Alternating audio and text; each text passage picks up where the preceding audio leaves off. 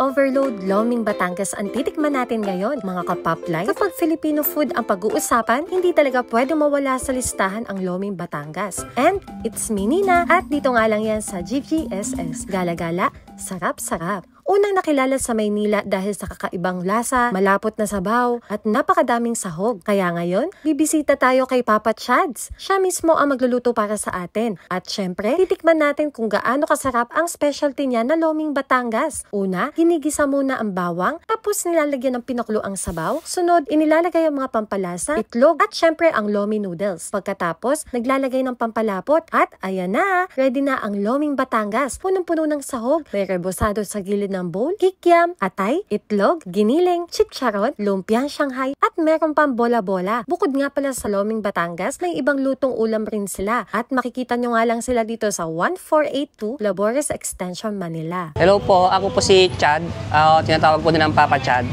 Open kami 8 ng umaga hanggang 9 PM. Or depende kung maubos produkto namin, maga kami nagsasara. Ikaw, boss, inaanyayahan kita, kumain ka na rito kay Papa Chad, puntahan mo na, dayuin mo na. Meron din kami ritong kalderetang pisngi. Wow!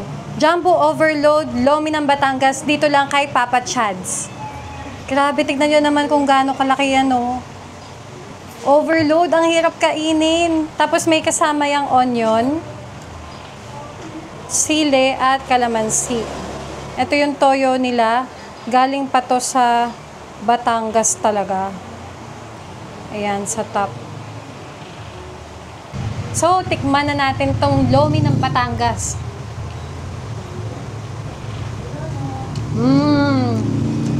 Wow!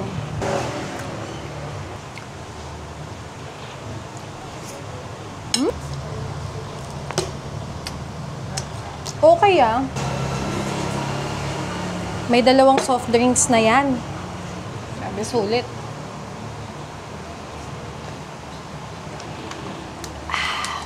Kaya ano pa inaantay nyo, mga ka-pop life? Tara na, tikman nyo na ang Loming Batangas ni Papa Chads.